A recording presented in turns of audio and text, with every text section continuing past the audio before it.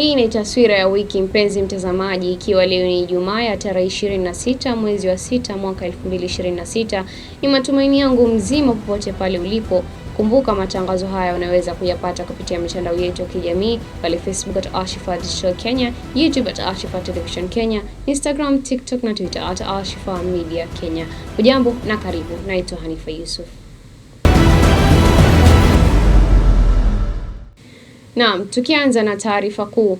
Mwanamume mmoja alinusurika kifo baada ya kuokolewa na polisi kutoka kwa umati wenye hasira katika kijiji cha Mwananguvuze, eneo la Likoni hapa mjini Mombasa, kufuatia madai kwamba alihusika katika kupotea kwa sehemu za siri za mwanamume mwingine. Uchunguzi wa polisi ulibaini kuwa tuhuma hizo zilikuwa za uongo, huku mtu aliyedaiwa kupoteza sehemu nyeti akitiwa mbaroni kwa kueneza uvumi uliosababisha mwenzake kushambuliwa na wananchi. Polisi wameendelea kuwataka wananchi kuepuka kuchukua sheria mikononi mwao na kuhakikisha wanathibitisha taarifa kabla ya kuchukua hatua dhidi ya mtu yoyote.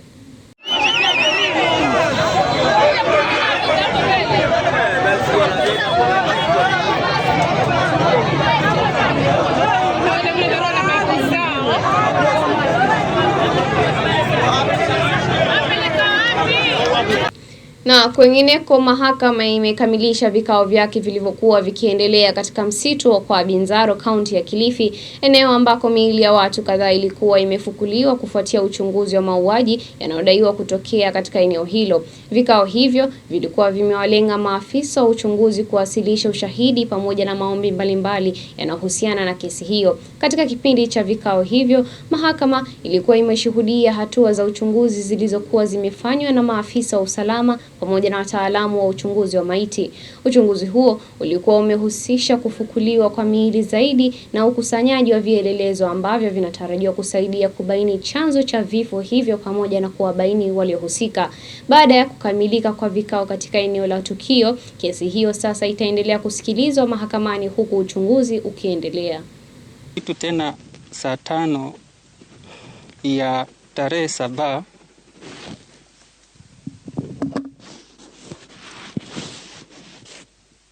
alikufa.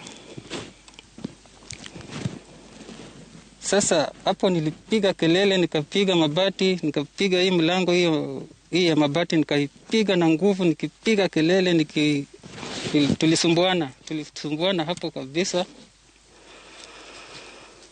Sasa hawa wakaona ninawasumbua, wakaamua watoe mama na watoto wale waliobakia wawili, MA na FA.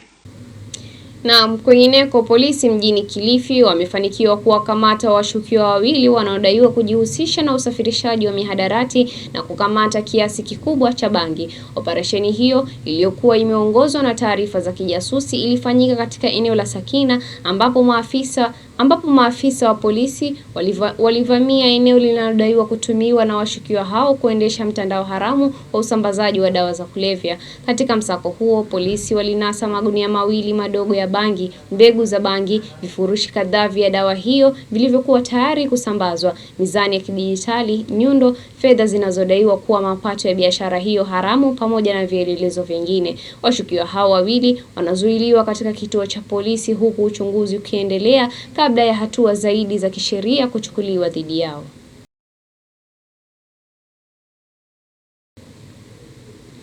Na wakazi wa eneo la Chaani mjini Mombasa wameeleza changamoto mbalimbali za kisheria zinazowakabili, huku masuala ya ardhi, haki za watoto, unyanyasaji wa kijinsia na migogoro ya ajira yakitajwa kuwa miongoni mwa matatizo yanayohitaji kushughulikiwa kwa haraka.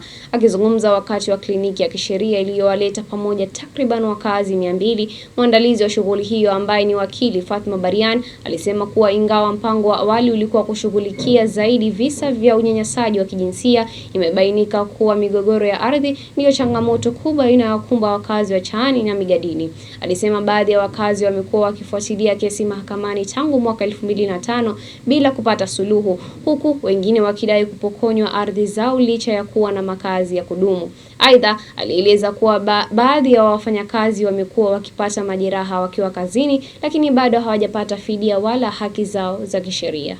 Nimepata wengine wamesema wamekuwa na kesi na mawakili, lakini imechukua kuanzia 2005 na mpaka leo hawaelewi, na already wako na permanent structure. So hiyo inakuonyesha kwamba kuna utata wa masuala ya ardhi ambao wanataka usaidizi. Lakini vile vile nimegundua pia kwamba kuna masuala pia ya wale ambao wamedhulumika upande wa wao kama employees wa kampuni baadhi ambazo ziko hapa. Mtu amefanya kazi kampuni fulani, amepata ajali katika in the course of his work, lakini hawajapata haki zao. Na kuna masuala mengine mengi ambayo tumeweza kusikia kutoka kwa wakazi wa Chaani. Na lengo langu hili kufanya hii legal clinic ilikuwa hususan kwa masuala ya unyanyasaji wa kijinsia, lakini pia na masuala mengineo ya sheria. Na nimekuja hapa Chaani leo, kwa wale ambao nimewasikiza, nimeona kwamba matatizo mengi si tu ya kijinsia, lakini pia kuna matatizo ya haki za watoto, na makubwa zaidi ni matatizo ya mashamba. Kwa wale ambao nimewasikiza upande wa masuala ya mashamba, nimeona kwamba hapa Changamwe,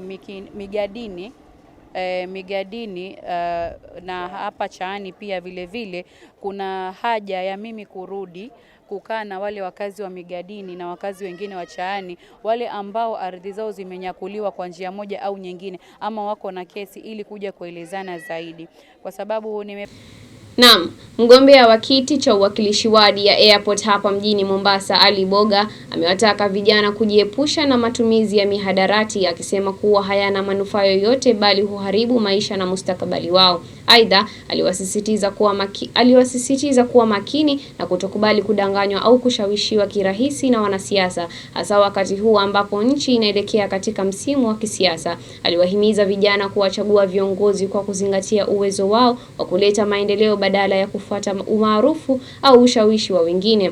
Vile vile, aliwataka wanasiasa kuacha kuwatumia vijana kwa maslahi yao ya kisiasa na badala yake kuwahusisha katika shughuli za maendeleo zitakazowanufaisha.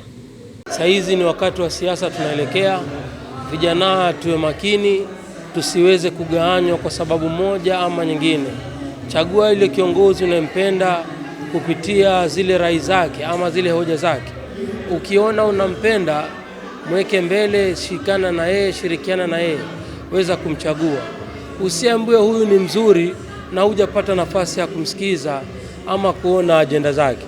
Na wasii tena na warai sana, vijana tusiweze kugawanywa sababu ya misingi ya kura. Hizi kura zinakuja na zitaenda. Tafadhalini, vijana ni nguzo ya jamii. Vijana ndio inayojenga nchi. Vijana ndio kila kitu katika dunia hii, na vijana ndio tuko asilimia kubwa katika dunia. Kwa hivyo na warai na kuwasihi tena vijana kuzidi kushirikiana. Kama sisi wanasiasa, tusitumie vijana kwa kuwapa vilevi ama miadarati yoyote. Na kuwarai pia vijana kuhusiana na miadarati, hakuna mtu alipata cheti cha kuweza kutumia mihadarati. Hakuna mtu alikuwa gwiji wa kutumia mihadarati. Hivyo basi tutambue maisha na sisi wenyewe kabla kuangalia watu wengine. Naam, kufikia hapo mpenzi mtazamaji, tunachukua mapumziko mafupi na kisha kurejea na taarifa za kimataifa na za spoti. Usiende mbali.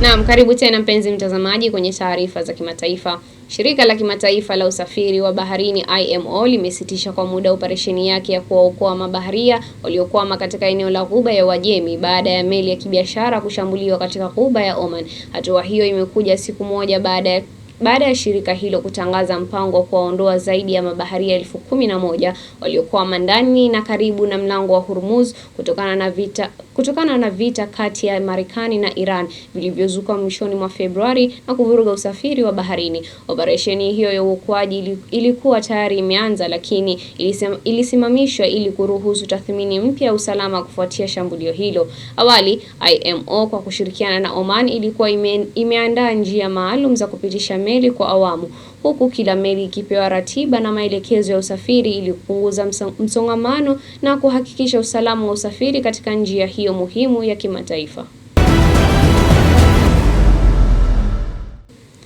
Na tukiangazia kombe la dunia, timu ya taifa ya Ivory Coast imefuzu katika raundi ya 32 baada ya kupata ushindi wa mabao 2-bila katika mechi ya mwisho ya makundi. Ushindi huo umeiweka timu hiyo katika nafasi ya pili katika kundi lao la kuandikisha historia kwa kufuzu kwa mara ya kwanza katika raundi ya 32 katika mchuano wa kombe la dunia.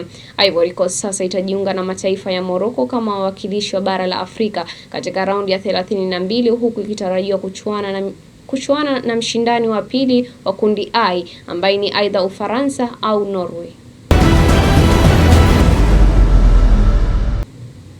Na tukipaa ughaibuni, Manchester United imekuwa klabu ya hivi karibuni kuonyesha nia ya kumsajili mshambuliaji wa Atletico Madrid Julian Alvarez baada ya kuwasiliana moja kwa moja na wakala wa mchezaji huyo kufuatia taarifa kwamba anataka kuondoka katika klabu hiyo. Arsenal pia imefanya mazungumzo na wawakilishi wa kiungo wa Brazil na Newcastle United Bruno Guimaraes, hatua ambayo inaweza kupeleka klabu hiyo kutoa ofa rasmi ya kumsajili mchezaji huyo. Inadaiwa tayari ofa ya pauni milioni 40 imekataliwa na The Magpies, huku The Gunners wakitarajiwa kupeleka ofa nyingine kwa ajili ya mchezaji huyo mwenye umri wa miaka 28. Manchester United inapendelea kumsajili mshambuliaji mwenye uzoefu kama Danny Welbeck au Ivan Toney ili kumuunga mkono Benjamin Sesko badala ya kumsajili kipaji kijana anayechipukia kama Eli Junior Krupi. Na kwengineko, timu ya Manchester City imemsajili kiungo wa Nottingham Forest Elliot Anderson kwa ada ya uhamisho milioni 130. Kiungo huyo anaondoka Nottingham Forest baada ya kuchezea timu hiyo kwa miaka 2 na kuwa mchezaji muhimu katika kiungo cha kati. Usajili huo umekuwa mojawapo wa mipango ya timu ya Man City ya kuboresha kikosi chao kitakachowania kushinda ligi ya Uingereza msimu ujao. Na kufikia hapo, mpenzi mtazamaji, nasema shukrani za dhati kwa kuwa nami hadi tamati. Kwa niaba ya wote waliofanikisha matangazo haya, mwelekezaji amekuwa Iman Rashid, mpiga picha amekuwa Joseph Lewa, nami nimekuwa wako Hanifa Yusuf, na kutakia usiku mwema.